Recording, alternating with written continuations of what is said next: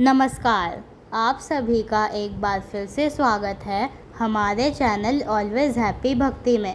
आप सभी को वट सावित्री व्रत की हार्दिक शुभकामनाएं। वट सावित्री का यह व्रत ज्येष्ठ माह की अमावस्या को किया जाता है। इस दिन सुहागन महिलाएं अपने पति की लंबी उम्र के लिए उपवास रखती हैं। ऐसा माना जाता है कि इस दिन सावित्री अपने पति सत्यवान के प्राण यमराज से वापस ले आई थी। इस दिन बरगद के पेड़ के नीचे पूजा की जाती है। एक समय की बात है, ऐसा माना जाता है कि बरगद के पेड़ की उम्र लंबी होती है और उसी तरह महिलाओं के पति की उम्र भी लंबी हो जाती है। आइए सुनते हैं वट सावित्री की व्रत कथा। भद्र देश के राजा थे जिनका नाम अश्वपति था। भद्र देश के राजा अश्वपति के कोई संतान नहीं थी। उन्होंने संतान की प्राप्ति के लिए मंत्रोतन के साथ प्रतिदिन 1,00,000 आहुतियाँ दी। 18 वर्षों तक उन्होंने यह कर्म जारी रखा। इसके बाद सावित्री देवी ने प्रकट होकर वर दिया कि हे राजन, तुझे एक तेजस्वी कन्या पैदा होगी। सावित्री देवी की कृपा से जन्म लेने के कारण कन्या का नाम सावित्री रखा गया। जब वह कन्या बड़ी हुई तो वह बेहद रूपवान हुई। योग्य वर ना मिलने की वजह से सावित्री के पिता बहुत दुखी थे। उन्होंने कन्या को स्वयंवर तलाशने भेजा। सावित्री तपोवन में भटकने लगी। वहाँ साल्व देश के राजा घूमसेन रहते थे। क्योंकि उनका राज्य किसी ने छीन लिया था, उनके पुत्र सत्यवान को देखकर सावित्री ने पति के रूप में उनका वरण कर लिया। ऋषि राज नारद को जब यह बात पता चली तो वो राजा अश्वपति के पास पहुँचे और उन्होंने कहा, हे राजन, यह आप क्या कर रहे हैं? सत्यवान बहुत गुणवान है, धर्मात्मा है और बलवान भी है, पर उनकी आयु तो बहुत छोटी है। वो अल्प आयु है। 1 वर्ष के बाद ही उनकी मृत्यु हो जाएगी। ऋषि राज नारद की बात सुनकर राजा अश्वपति घोर चिंता में डूब गए। सावित्री ने उनसे उनकी चिंता का कारण पूछा तो राजा ने कहा, पुत्री, तुमने जिस राजकुमार को अपने वर के रूप में चुना है वो अल्पायु है। तुम किसी और को अपना जीवन साथी बना लो। इस पर सावित्री ने कहा, पिताजी, आर्य कन्याएं अपने पति का एक ही बार वरण करती हैं।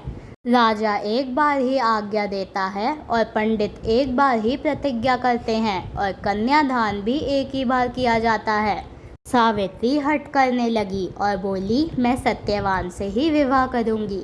राजा अश्वपति ने सावित्री का विवाह सत्यवान से करा दिया।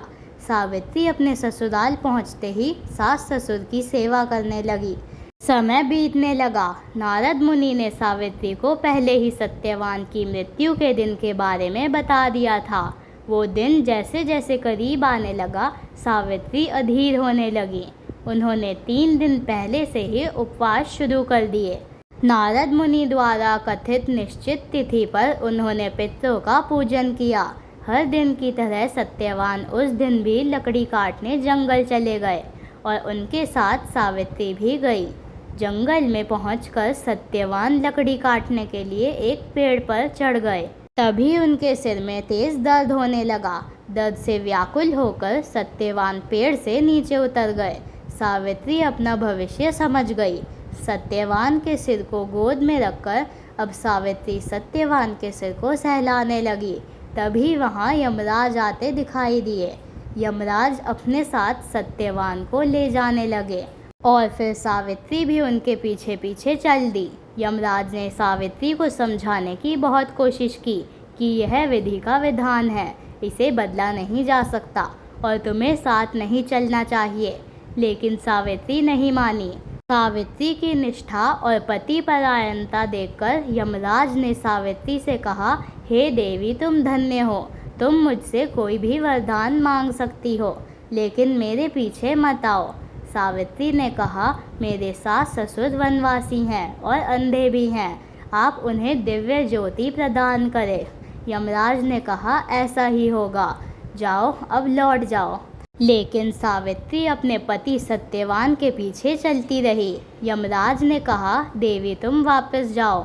सावित्री ने कहा, भगवान, मुझे अपने पति देव के पीछे चलने में कोई परेशानी नहीं है। पति के पीछे चलना तो मेरा कर्तव्य है।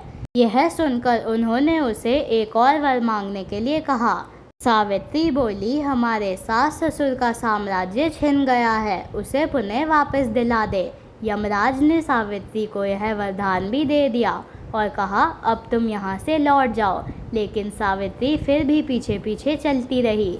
यमराज ने कहा, सावित्री, एक और वरदान मांगो। इस पर सावित्री ने कहा कि मुझे 100 संतानों और सौभाग्य का वरदान दो। यमराज ने इसका वरदान भी सावित्री को दे दिया और कहा, सावित्री, अब यहाँ से जाओ। सावित्री ने यमराज से कहा, प्रभु, मैं तो एक पतिव्रता पत्नी हूँ और मुझे पुत्रवती होने का आपने आशीर्वाद दिया है। यह सुनकर यमराज को सत्यवान के प्राण छोड़ने पड़े। यमराज जान गए कि पुत्र प्राप्ति का यह वरदान मांगकर सावित्री ने उन्हें फंसा लिया है।